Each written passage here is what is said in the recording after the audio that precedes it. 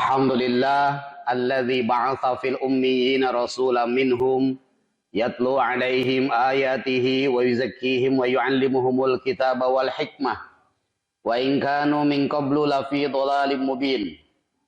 Asyhadu an la ilaha illallah wahdahu la syarikalah wa asyhadu anna Muhammadan 'abduhu wa rasuluhu la nabiyya wa la rasula ba'dah. Allahumma salli wa sallim wa barik ala hadzal nabiyil karim nabiyyina Muhammadin sallallahu alaihi wasallam wa ala alihi wa sahbihi wa man sara ala nahdihi ila yaumil qiyamah amma ba'du. Faqala Allah ta'ala fi kitabihil karim a'udzu billahi minasy syaithanir rajim bismillahirrahmanirrahim. Qad aflahal mu'minun alladzina hum fi salatihim khashi'un walladzina hum 'anil lagwi mu'ridun walladzina hum lizzakati fa'ilun walladzina hum li furujihim hafizun illa 'ala azwajihim aw ma malakat aymanuhum fa innahum ghairu malumin faman ibtagha wara'a dzalika fa ulaika humul 'adun walladzina hum li amanatihim wa ahdihim ra'un walladzina hum ala salawatihim yuhafizun ulaika humul warithun alladzina yaritsunal firdausa hum fiha khalidun. Sadaqallahul azim wa sadaqa rasuluhul karim wa nahnu ala dzalika minasyahidin wa dzakirin. Bapak Ibu hadirin yang dirahmati Allah Subhanahu wa taala, alhamdulillah kita panjatkan rasa syukur kehadirat Allah Subhanahu wa taala atas limpahan karunia-Nya. Pada pagi hari ini Allah izinkan kita bermuajahah di majelis yang sangat mulia ini, majelis Thalabul Ilmi. Mudah-mudahan ini menjadi jalan mudah kita menuju ke surga Allah Subhanahu wa taala. Amin. Rasulullah bersabda, "Man salaka tariqan yaltamisu fihi ilman, sahalallahu lahu bihi tariqan ilal jannah."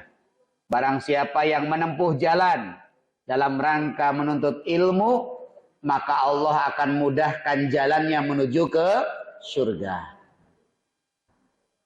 Salat beriring salam mudah-mudahan senantiasa terlimpah curah kepada junjungan kita Nabiullah Muhammad sallallahu alaihi wasallam, pada keluarganya, kepada para sahabatnya, serta kepada para pengikutnya yang senantiasa istiqomah mengikuti sunnah-sunnahnya hingga akhir zaman. Bapak Ibu hadirin yang dirahmati Allah, bisa paham dengan bahasa Indonesia ya? Mungkin biasanya para pengisi memakai bahasa Jawa, saya memakai bahasa Indonesia. Tidak pede pakai bahasa Jawa, bukan hanya tidak pede tapi juga tidak bisa. Ya. Saya bukan berasal dari suku Jawa. Ya, saya dari suku Sunda. Nah, Sunda. Tapi Jawa sama Sunda itu sama ya, Bu, Pak ya. Rumus bahasanya juga sama karena dari satu bahasa. Asalnya dari bahasa Kawi. Yang menyusunnya adalah Aji Soko. Buat rumus Hono Coroko Doto Sawolo. Wah, paham semua Ibu Bapak ini. Ya. Kemudian pecah bahasa Kawi itu menjadi bahasa Madura, bahasa Jawa sama bahasa Indonesia. Maka rumusnya sama. Kalau di Sunda Hana Caraka Data Sawala Pada Jayana sama. Ya, kalau di sini nama orang Singo di Mejo. Kalau di Sunda, singa di meja.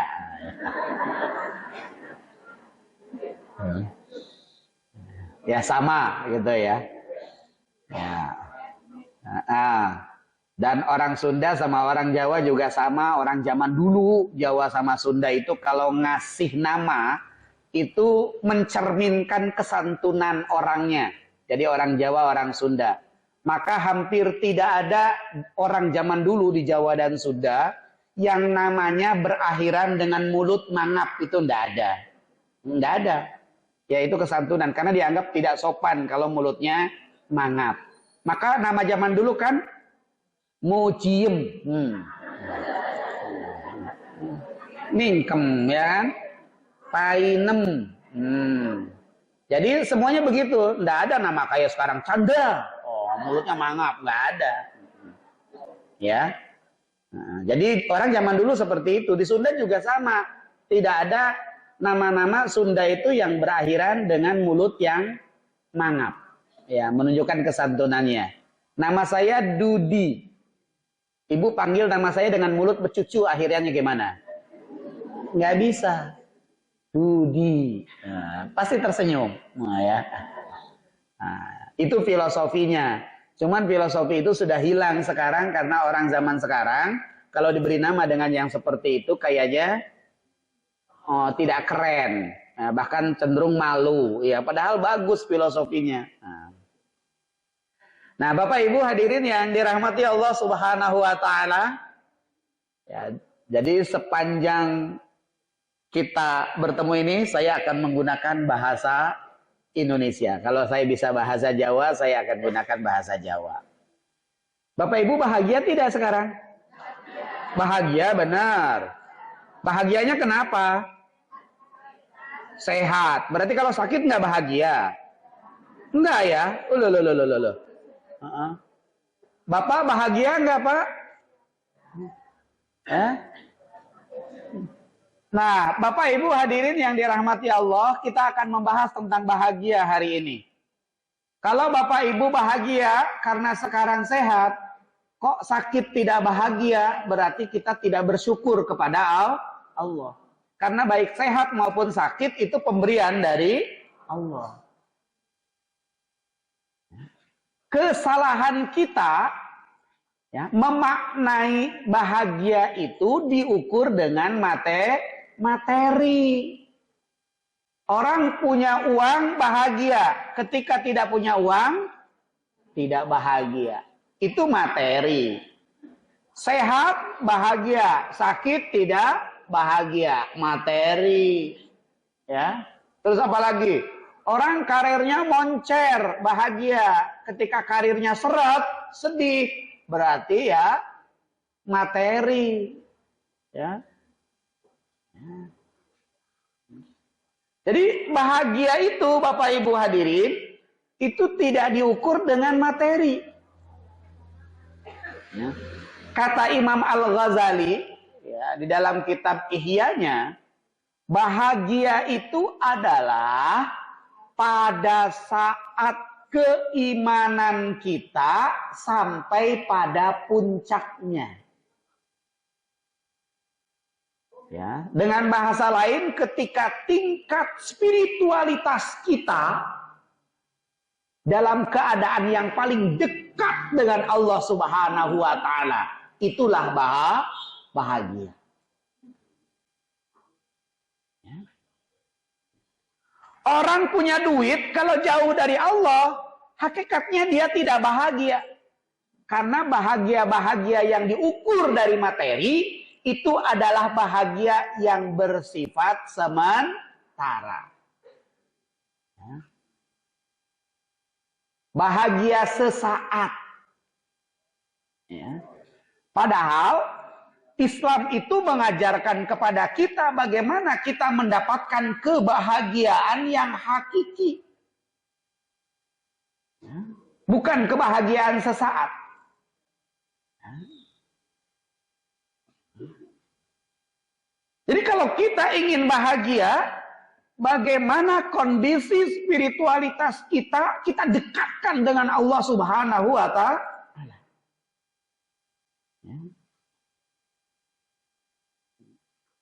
Nah, lantas bagaimana tips Al-Qur'an atau Allah Subhanahu wa taala memberikan tips kepada kita supaya kita bisa bahagia? Ayatnya saya bacakan tadi. Surat apa Bapak Ibu? Yang tadi saya baca di pembukaan surat apa? Hah? Surat Al-Mu'minun. Nah, kalau Bapak Ibu bawa Al-Quran kita bahas itu ya. Surat Al-Mu'minun. Dari ayat 1. Itu sesungguhnya resep yang Allah berikan agar kita bisa bahagia. Kita tidak memakai teori manusia untuk bahagia. Ya. Karena Bapak Ibu, orang yang punya uang, coba seandainya Ibu sekarang dapatkan uang 1 triliun, Bu. Kira-kira gimana?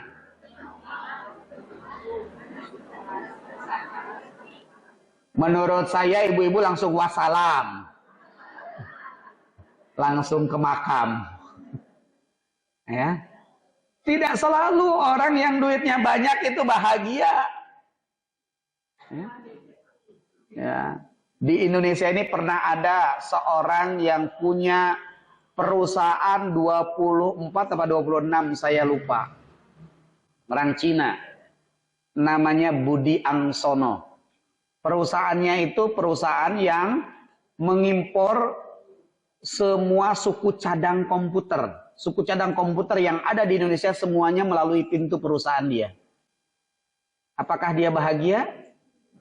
Oh Bu, Pak, kemana-mana dia pakai rompi anti peluru. Kemana-mana pakai rompi anti peluru. Ya. Tapi akhirnya dia mati juga Pak, Bu, ditembak. Iya. Lah, sebabnya kenapa? Nah, dia punya mantu namanya Gunawan. Ya, ternyata mantu ini ketika diserahi satu perusahaannya korupsi sampai dengan 500 miliar. Ya, katanya korupsi, padahal bagi anak sih, ya bagi anak mah ya dianggap korupsi karena sudah diserahi perusahaan. Akhirnya disuruh cerai oleh Budi Angsono itu, terus dendam nih si mantunya ini. Nah, dendam mantunya ini nyewa seorang angkatan laut, ya namanya saya lupa itu, untuk membunuh mantan mertuanya.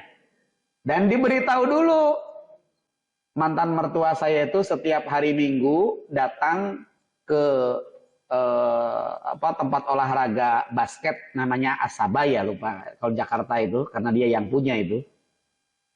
Dan kebiasaan dia suka pakai rompi anti peluru. Dibayar kan angkatan laut mau tuh. Nah, pada saat hari Minggu turun dari mobil, yang turun dari mobil itu bukan Budi Angsononya, tapi pengawalnya dulu dari Kopassus, namanya Edi Siep. Ini dulu beritanya viral sekali dulu. Ya. Edi Siep Kopassus keluar, tembak langsung, dor, mati Edi Siepnya. Kopassus. Budi Angsononya lari. Nah, karena tahu pakai rompi anti peluru ditembak kepalanya. Dor, mati juga. Nah. Iya. Sekarang masih di penjara tuh angkatan laut yang pembunuhnya itu siapa kok saya lupa namanya. Artinya tidak selalu bahagia. Ya. Dengan uang tidak selalu bahagia. Ada orang kaya lagi. Ya. Orang kaya punya penyakit. Dia sampai berobat kemana-mana. Penyakitnya apa? Penyakitnya insomnia. Susah tidur. Wah, padahal bapak-bapak kalau tidur langsung kena bantal ngorok kok gitu ya. Ya, itu tanda tidak punya duit.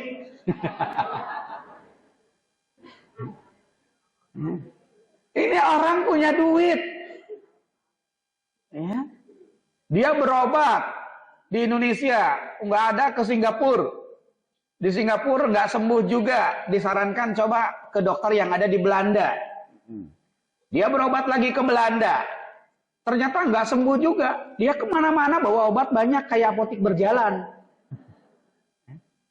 Disarankan untuk ke Jerman. Tapi dia berpikir jangan-jangan ke Jerman juga tidak sembuh. Akhirnya dia datang ke seorang ustadz. Ustadz, saya mau konsultasi. Konsultasi apa? Begini Ustadz, saya itu selama ini susah sekali tidur. Kalau tidur saya harus minum dulu obat tidur. Masa setiap hari saya harus minum obat tidur hanya untuk tidur saja? Padahal saya tidak kekurangan uang. Ya, Bukan saya yang mengejar rupiah, tapi rupiah yang mengejar saya. Ya kalau kita mengejar-ngejar ya, ada rupiahnya lari melulu. Nah, gitu ya. Nah, dia mah rupiah yang ngejar dia. Satu kedipan mungkin ya, satu kedipan 100.000 gitu. Ya, kalau kita satu kedipan kagak ada. Saya tidak kekurangan uang. Terus kata Ustadz tadi, begini Pak, besok Bapak kesini ya Pak ya, bawa 500 bungkus nasi. Nah, si sakit ini, si orang kaya ini bingung. Saya kesini minta nasihat karena penyakit saya, lah kok disuruh bawa nasi bungkus, begitu ya. Ini kayak nggak ada hubungan. Nah, ya. Tapi si bapak ini penasaran, kira-kira kenapa sih Ustadz ini kok nyuruh saya bawa nasi bungkus? Tapi saya nggak mendapatkan nasihat bagaimana menyembuhkan penyakit saya gitu. Nah, karena penasaran, besok paginya tetap dia bawakan 500 bungkus, dia bawa ininya, karyawannya datang ke rumah Ustadz itu. Ustadznya sudah nunggu di depan rumah. Mari Pak, kita langsung saja. Nah, ketika orang kaya itu datang, Ustadznya langsung, kita langsung saja Pak. Nah, oh baik, mau kemana kita Ustadz? Ya nanti saya yang menunjukkan arahnya. Nah, akhirnya oleh Ustadz ini dibawa kemana Bapak Ibu? Dibawa ke Kali Code Jogja. Tahu Kali Code Bapak Ibu? Ya. Dibawa ke Kali Code Jogja. Mobilnya diparkir di jembatan Gondolayu. Ini kisah nyata ini. Ya. Kisah nyata. Ya. Berhenti di Gondolayu, terus Ustadz ini dengan Bapak ini turun disertai oleh karyawannya, yang bawa nasinya itu karyawan-karyawannya. Terus nyisiri rumah-rumah yang ada di Kali Code itu. Di setiap lewat rumah, ini anggota rumahnya berapa? Oh 5, dikasih nasi 5. Terus. Nah pada saat si bapak ini ngasih nasi ini, dia lihat di rumah ada bapak-bapak, kan siang-siang ini ya, tanpa pakai baju gitu ya, celana pendek, tiduran, ngorok.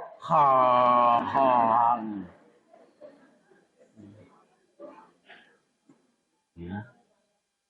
Ya. Ibu-ibu bercengkrama, bahagia, anak-anak lari-lari, main-main, terus sampai dengan nasi itu habis. Saat di mobil, Ustadz itu bapak itu bilang kepada Ustadz, Pak Ustadz, saat kita memberikan nasi tadi, saya sampai terheran-heran.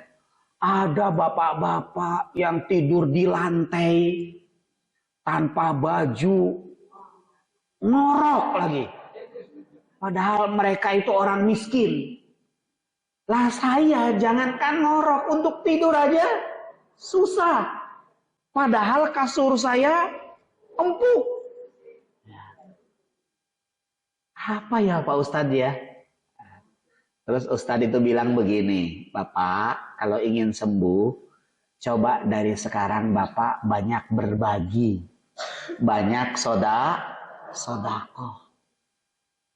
Seandainya Bapak berobat kemarin sampai ke Belanda, menghabiskan ratusan juta itu disodakohkan, jangan-jangan Bapak sudah sembuh. Akhirnya dia mengikuti nasihat Ustadz tadi itu. 2 bulan setelah dia lakukan konsisten, banyak sodakoh begitu ya, karena memang orang Islam banyak memberi begitu, sembuh penyakitnya.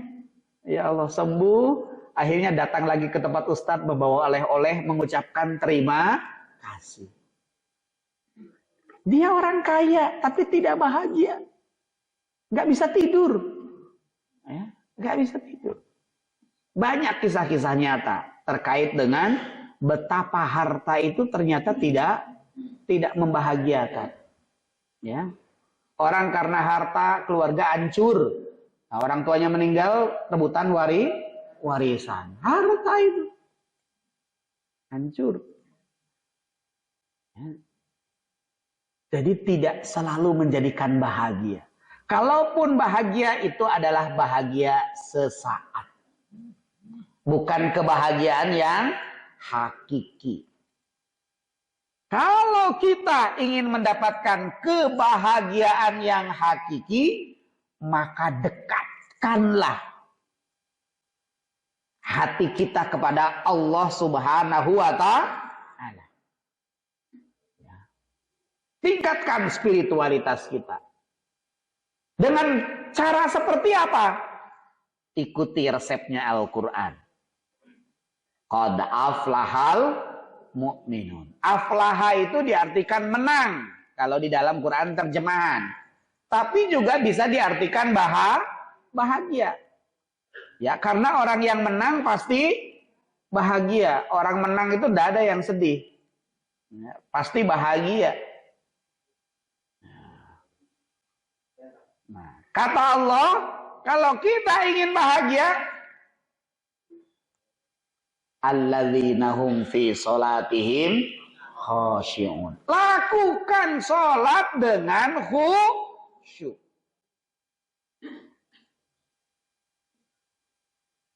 Bapak Ibu sudah khusyuk belum sholatnya? Iya.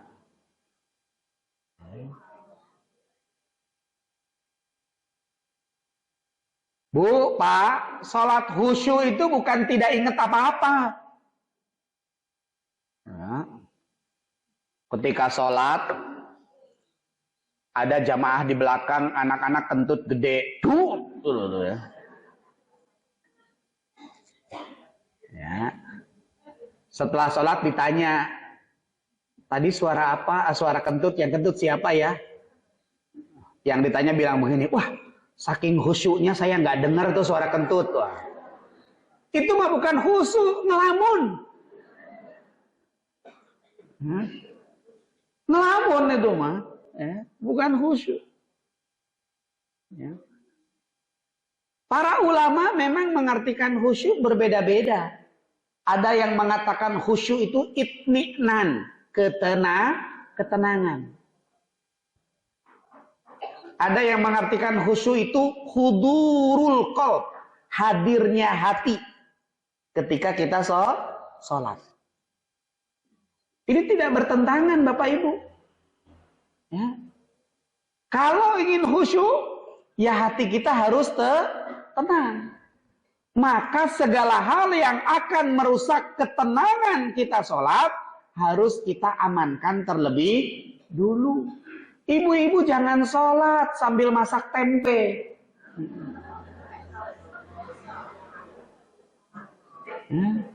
Jangan sholat sambil nanak nasi. Masak air. Ya. Bapak-bapak kalau sholat ke masjid, Pak, jangan pakai sandal sepatu bagus. Itu akan mengganggu kehusyuan, nggak tenang sholatnya.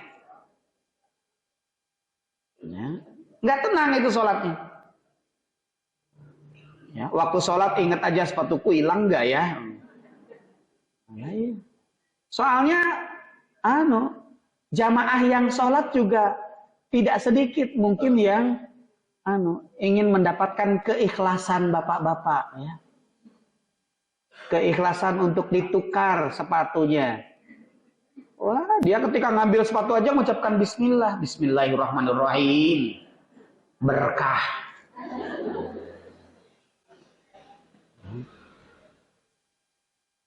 Saya pernah, Bapak Ibu, pernah mengalami hal yang seperti itu. Akhirnya saya evaluasi. Saya itu waktu itu mau berangkat dengan pengajian Yasmin. Dulu ada pengajian Yasmin di Klaten. Saya kan setiap hari Jumat ketika itu ngasuh. Terus kita bersepakat, ayo majelis taklim Yasmin kita wisata religius.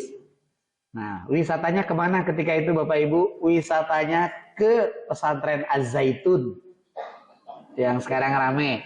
Jadi saya itu dengan ibu-ibu Klaten pernah mendampingi ke Az-Zaitun.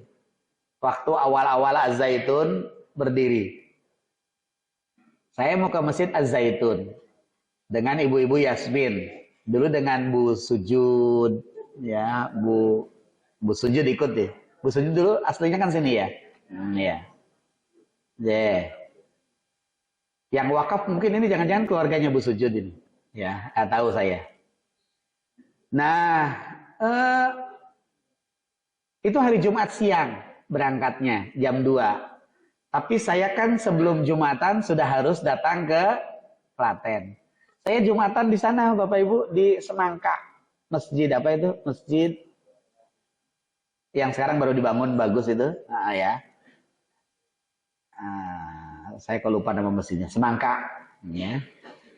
Jumatan di sana. Nah, karena saya mau pergi, saya kan pakai sendal yang bagus toh. Sendal saya Kerfil. Nah, dulu kan bagus banget Kerfil tuh. Saya pakai sendal Kerfil. Karena saya tahu ini sendal Kerfil dan tidak ada penitipan sendal, akhirnya saya ngalahi. Jumatannya saya dekat pintu. Nah, sendalnya saya taruh dekat pintu itu. Agar saya bisa ngawasi sholat. Ketika saya ruku, Allahu Akbar, lihat sendalnya masih ada. Sujud, sendalnya ada. Sampai dengan tahiyat akhir. Saat tahiyat akhir, waktu saya assalamualaikum ke kanan, assalamualaikum, loh kok sendalnya udah hilang? Lah, saya langsung kejar keluar, tidak ketemu Bapak Ibu. Ya Allah. Ya. Akhirnya saya ke Az-Zaitun pakai sandal jepit gitu ya. Hilang. Saya hanya mengatakan begini, ini kesalahan saya. Ya, gara-gara sendal sholat saya tidak khusyuk. Ya, dan saya sudah berprasangka. Padahal prasangka Allah itu didasarkan kepada prasangka kita. Kalau kita yakin tidak hilang, insya Allah tidak hilang. Tapi kalau kita khawatir hilang, khawatir berprasangka, tenanan hilang. Nah, kan gitu ya. Maka segala hal yang berpotensi akan merusak kehusuan kita, kita hilangkan. Supaya hati kita tenang. Itmi'nan. Hadirkan hati kita saat sholat Bapak Ibu. Ya, setan itu tidak akan pernah berhenti menggoda. Maka lintasan-lintasan berpikir pada saat sholat itu banyak. Nah, kita harus mampu mengembalikan bahwa posisi kita dalam keadaan sholat. Itu namanya hadir hatinya. Ketika sholat, kok mikir, kok bar sholat aku arep nangkring se. Nangkring, lemon tea, panas. Kok tuku udut, ya, tuku rokok siji cukup. Nah, bariku kok mulih. Nah, merencanakan sesuatu. Akhirnya sepanjang sholat, yang dia lakukan hanya mikirin rencana apa yang akan dilakukan setelah sholat. Berarti hatinya tidak hadir. Ya. Harusnya ketika ada godaan seperti itu, ada lintasan seperti itu, kembalikan bahwa diri kita dalam keadaan sholat. Ibu nggak usah mikir, bar sholat kok mampir neng warung kae.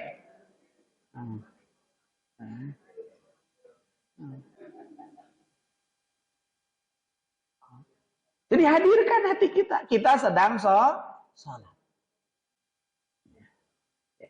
Jadi kemampuan kita untuk menghadirkan hati kita pada saat sholat, itulah kunci kehusyuan. Nah, kalau kita ingin bahagia, lakukan sholat dengan khusyuk. Bapak Ibu hadirin, ketika kita sudah terbiasa melakukan sholat dengan khusyuk, itu spiritualitas kita itu akan mendekat kepada Allah Subhanahu wa Ta'ala. Ketika mendekat kepada Allah Subhanahu wa Ta'ala, maka segala apapun yang terjadi kepada diri kita akan kita kembalikan kepada Allah. Disitulah kebahagiaan. Orang kalau sedang dekat dengan Allah, sakit juga bahagia. Bukan hanya pada saat sehat, sakit juga bahagia. Ya. Dia bahagia. Alhamdulillah, Allah akan menghapus dosa-dosa saya. Kan gitu. Karena orang sakit itu kan dicabut 3 kenikmatannya ya. Ya. Yang 2 dikembalikan, yang 1 tidak. Ya kan?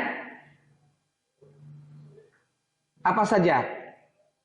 Yang pertama, dicabut dosanya, dihapus dosanya. Kalau kita sudah sehat, dosanya dikembalikan tidak Bapak Ibu? Tidak. Yang kedua, nikmatnya. Kenikmatannya, nikmat makannya hilang, ya. Maka Bapak Ibu, kalau berkunjung ke orang sakit, itu jangan bawa makanan. Ya. Jangan bawa buah. Ya, yang ngabisin nanti bukan yang sakit, tapi yang nunggu sakitnya. Ya. Karena seenak-enaknya apa yang kita bawa tetap tidak enak. Ya. Supaya yang sakit bahagia itu ibu nggak usah repot-repot, cukup bawa amplop saja. Yang dikasihkan isinya bukan amplopnya. Ya. Kok bawa makanan, ya? Saya tuh pernah Bapak Ibu ya, diminta setiap hari untuk datang ke Sarjito. Ada seorang ibu yang sakit kanker tapi belum ketemu ketika itu. Jadi saya diminta untuk berdoa, ngaji, pokoknya menghantarkan setiap hari. Dan Bapak Ibu, setiap hari kalau saya datang ke rumah sakit pulang, saya pasti dioleh-olehin biskuit. Biskuit kongguan itu ya. Isinya benar-benar biskuit Bu, bukan rengginang. Nah ya. Dioleh-olehin. Terus saya bilang sama anaknya itu, Bu, anaknya juga sudah ibu bapak, udah ibu-ibu gitu. Bu, harusnya kan saya yang membawa apa-apa ke sini lah. Kok saya malah dioleh-olehi? Pak Ustadz, setiap yang datang ke sini bawa ini sampai numpuk tuh, lihat Pak Ustadz. Kami nggak akan bisa makan ini. Ya, tolong dibawa ya Pak Ustadz. Ya akhirnya saya bawa begitu ya.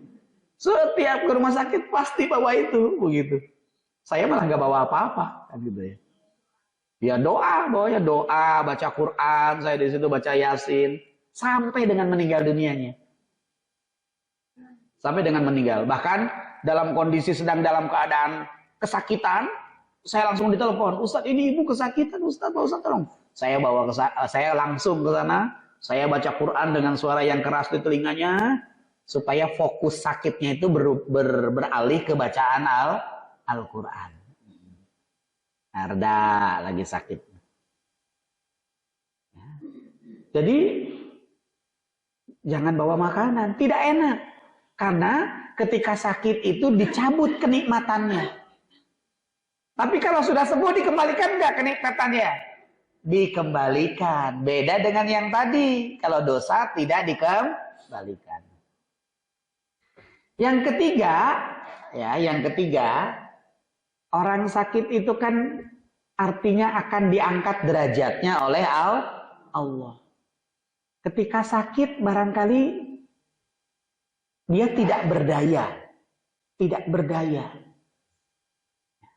Tapi ketika dia sehat, bisa jadi Allah akan menambah kemuliaan hidup dia. Baik di mata Allah maupun di mata manusia. Ingat ceritanya Nabi Ayub. Kenal nggak Bapak Ibu nama Nabi Ayub? Hah?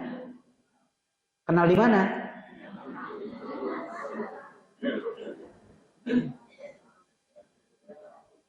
Bapak Ibu, Nabi Ayub itu diberi sakit oleh Allah di usia 70 tahun. Sakitnya sakit parah dan sakitnya selama 18 tahun. Sakit parah 18 tahun. Sakitnya apa namanya Bapak Ibu? Kusta atau lepra. Saya itu punya teman, punya sakit kusta. Sampai ke tingkat yang parah itu apa? Jari-jarinya copot sendiri. Jari-jarinya copot sendiri. Saya punya teman, mahasiswa akhir di ITB itu, yang pertama copot itu kaki jempolnya. Maka kemana-mana dia pakai kaos kaki. Iya, jempol kaki. Kalau jempol kepala nggak ada kayaknya. Jempol kakinya putus. Dia pakai kaos kaki kemana-mana. Dikiranya pakai kaos kaki itu menjaga apa ya? Tapi sebenarnya karena dia putus. Jempol kaki kiri putus, terus jari-jarinya satu persatu putus. Tanpa operasi ya memang putus sendiri. Sampai ketika jari-jarinya habis, kakinya itu dia tidak bisa jalan. Sampai dengan meninggal dunia. Ya, sampai meninggal dunia. Padahal pinter ITB. Nah, Nabi Ayub sakit seperti itu. Sebelum sakit, Nabi Ayub itu Masya Allah kaya, ya, sangat dicintai oleh keluarganya, ya, sangat dicintai oleh orang-orang yang mengenalnya. Karena Nabi Ayub seorang yang sangat dermawan. Hampir seluruh janda yang ada pada saat itu disantuni oleh Nabi Ayub. Seluruh anak yatim pada saat itu disantuni oleh Nabi Ayub. Ketika Nabi Ayub sakit dan sakitnya parah, satu persatu yang dulu mencintainya kemudian meninggalkannya. Satu persatu. Ya, sampai rasa takut masyarakat ketularan sakitnya, ketularan penyakitnya, masyarakat akhirnya mengusir Nabi Ayub untuk pindah ke satu tempat agar masyarakat terjaga dari penularan penyakitnya. Akhirnya Nabi Ayub pergi ditemani oleh istrinya. Tapi istrinya juga kesel. Sampai akhirnya istrinya juga meninggalkan Nabi Ayub. Istrinya hanya nyuruh kepada 2 sahabat Nabi Ayub untuk merawat Nabi Ayub dengan imbalan. Jadi dibayar. Jadi kalau sahabatnya mau merawat Nabi Ayub, itu karena dibayar. Ya Allah, habis semua anak-anak yang mencintainya, ya Allah, ya. Semuanya meninggalkannya. 18 tahun coba Bapak Ibu, 18 tahun sakit. Sampai dengan Allah menentukan sembuh. Sembuhnya sangat sederhana. Al-Quran mengatakan hanya urkud birijlika, hentakkanlah kakimu. Ternyata dari bekas hentakan itu muncul air. Kemudian Allah memerintahkan Nabi Ayub untuk membasuh muka dengan air itu. Ketika Nabi Ayub membasuh muka, penyakitnya rontok. Nabi Ayub kembali muda. Ya, disuruh mandi, semuanya penyakit yang ada di tubuhnya rontok dan fisiknya kembali seperti usia 50 tahunan. Padahal udah 88 tahun, tapi seperti 50 tahun. Akhirnya Nabi Ayub pulang ke rumah. Ya. Nah, istrinya langsung tanya, "Lah panjenengan sinten?" "Loh, kowe ora kenal aku toh?" "Aku Ayub." "Loh, mboten, Ayub niku pun tuwe." Ah, gitu ya. Ayub itu udah tua, lah panjenengan tasih enom kok. "Aku Ayub, atas kehendak Allah, Allah menyembuhkan penyakitku." Ya. Karena itu kemudian istrinya kan dihukum oleh Nabi Ayub atas perintah Allah, ya. Dipukul pakai, ya kalau kita nyebutnya sapu lidi lah, kira-kira begitu ya. Nah setelah itu Bapak Ibu, kemuliaan Nabi Ayub bertambah. Lebih daripada ketika sebelum sakit. Kekayaannya bertambah. anak-anaknya bertambah, istrinya bertambah. Wah, gitu ya. Ya. Ya, bapak-bapak jangan berdoa, ya Allah saya sakit terus sembuhkan supaya saya bisa tambah istri, ya tidak ya. Itu kemuliaannya Allah tambah, kemuliaannya. Jadi kemuliaan, kenikmatan Allah kembalikan ketika sudah sembuh. Hanya satu yang tidak Allah kembalikan, yaitu dosa. Allahu Akbar. Ya. Jadi Nabi Ayub justru bersyukur kepada Allah ketika sakit. Ya, karena dosanya dihapus. Bahkan sahabatnya yang dua tadi itu bilang kepada Ayub begini, Ayub, engkau kan seorang nabi dan rasul, kenapa engkau tidak berdoa meminta sembuh? Apa jawaban Nabi Ayub? Masakan aku harus berkeluh kesah, baru beberapa tahun Allah memberi sakit kepadaku, padahal Allah sudah memberikan kesehatan kepadaku 70 tahun, kata Ayub begitu. Jadi Ayub menerima sakit itu dan nikmati sakit itu, mengembalikan kepada Allah. Ya, itulah kebahagiaan pada saat orang lain memandang tidak bahagia. Nabi Ibrahim itu mengatakan, Nabi Ibrahim, ya, dalam hidupku yang paling bahagia adalah pada saat aku berada dalam kobaran api. Ya toh? Orang lain melihatnya sengsara. Ya, sedih.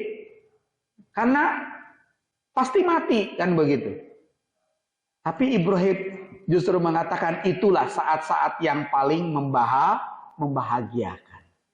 Ya Allah. Ini Bapak Ibu hadirin yang dirahmati Allah Subhanahu wa ta'ala. Maka kalau kita ingin bisa memaknai semua yang Allah berikan itu, ya, sebagai kemuliaan yang Allah berikan kepada kita, sehingga kita akan selalu bahagia dalam keadaan apapun, karena kita selalu mengembalikannya kepada Allah, maka yang pertama, lakukanlah sholat dengan khusyuk.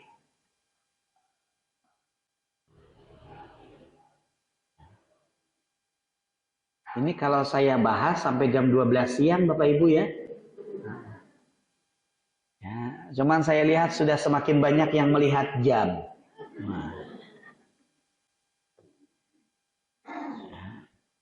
Salat khusyuk. Ya, dua saja kita bahas. Yang kedua, supaya kita bisa bahagia itu, walladzina hum 'anil lagwi mu'ridun. Orang yang meninggalkan perbuatan sia-sia. Ukuran perbuatan itu sia-sia atau tidak, yang pertama ukurannya ukuran syariat. Ukuran syariat itu jelas, perbuatan itu haram atau tidak. Orang main judi itu, ya, walaupun pekerjaannya judi, itu dikatakan sia-sia tidak? Sia-sia karena bertentangan dengan syariat agama, kan gitu. Ya. Yang kedua, ukurannya adalah ukuran subjeknya. Contohnya begini Bapak Ibu. Saya seorang atlet catur. Ya, atlet catur. Setiap hari dari pagi bahkan sampai malam mungkin saya main catur terus.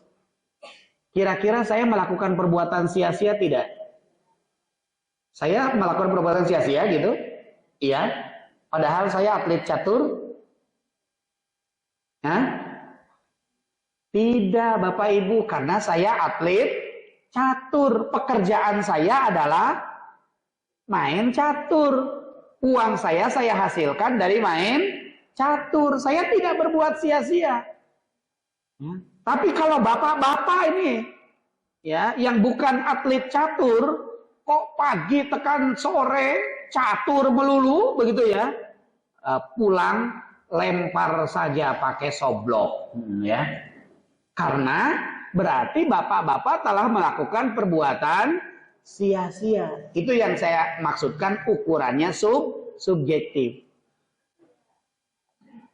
Kalau dia atlet mancing, pekerjaan dia pekerjaan memancing, setiap hari dia memancing, dia tidak berbuat sia-sia. Tapi kalau kita yang pekerjaannya bukan memancing, menghabiskan waktu dengan memancing, berarti kita telah melakukan perbuatan sia-sia. Begitu. Bu, harus diingat, kalau ibu pekerjaannya bukan catering, pekerjaannya bukan catering, lah kok dari jam 4 sampai dengan malam di dapur terus begitu ya. Nah, ibu yang melakukan perbuatan sia-sia. Tapi kalau kerjaannya catering, ya memang harus di dapur kan begitu. Ya. Kalau mau masak, ya masak yang sewajarnya kan begitu. Masak sewajarnya, menyiapkan untuk keluarga. Ya, kalau catering ya di dapur. Ya. Nah itu ukuran sia-sia atau tidak. Maka kitalah yang bisa mengukur. Nah kalau misalkan bapak-bapak yang sering nongkrong di angkringan lama banget, ya dia telah melakukan perbuatan sia-sia.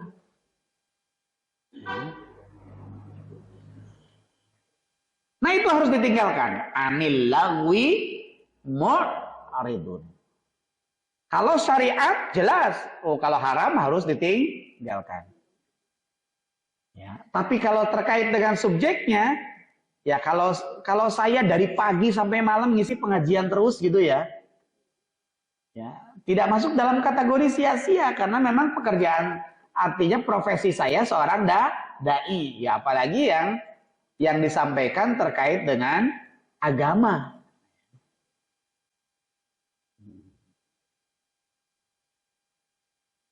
Kalau ingin bahagia, tinggalkan perbuatan yang sia-sia. Hafsah, Bu, kenal sama Hafsah istri Rasulullah? Enggak ya, ya. Kenali Bu lewat sejarahnya. Hafsah itu Bapak Ibu istri Rasulullah yang dikenal sebagai ahli puasa. Ya. Ahli sholat dan ahli Al-Quran. Karena sepanjang waktu yang dimilikinya, ya, sepanjang waktu yang dimilikinya, kalau enggak sholat, ya baca Al-Quran plus puasa. Satu kali Rasulullah ingin menceraikannya, ditegur oleh malaikat Jibril. Jangan kau ceraikan istri yang ahli puasa, ahli sholat, dan ahli Al-Quran. Jadi tidak menghabiskan waktunya di dapur ya Bu ya. Hafsah itu tidak. Ya. Pelayanan terhadap suami, ketika ada suami tentu maksimal. Tapi di saat suami apa? Bukan nonton sinetron India. Nah, apalagi dulu ada sinetron yang sangat fenomenal, apa namanya? Apa Bu? Mungkin Ibu kalau ketinggalan saja gelo. Itu loh ya, Manopo itu. Ikatan Cinta itu loh. Nah, ya. Itu sampai di mana-mana menjadi pembicaraan ibu-ibu itu. Bahkan ada yang emosi segala kan itu ya. Ikatan Cinta. Nah, kayak tidak pernah mau ketinggalan. Nah, gitu ya. Tidak, Hafsah tidak lihat Ikatan Cinta. Ya. Ada kesempatan ya baca Al-Quran. Wah, kalau mengkaji bagaimana para istri Rasulullah itu luar biasa. Jadi kalau kita ingin memperoleh kebahagiaan, tinggalkan perbuatan yang sia-sia. Itu yang kedua. Yang selanjutnya suatu saat kalau kita ketemu, ya, kalau kita ketemu, ini saya hanya menggantikan saja. Ya, ketemunya kapan? Wallahu a'lam bishawab. Saya tidak bisa memperpanjang uraian ini. Mudah-mudahan apa yang kita bahas pada pagi hari ini setidaknya menjadi motivasi bagi kita bagaimana kita memulai untuk bisa meraih kebahagiaan yang hakiki, kebahagiaan yang sebenarnya yang diberikan oleh Allah kepada kita semuanya. Wallahu a'lam bishawab. Aqulu qouli hadza billahi taufiq wal hidayah. Assalamualaikum warahmatullahi wabarakatuh.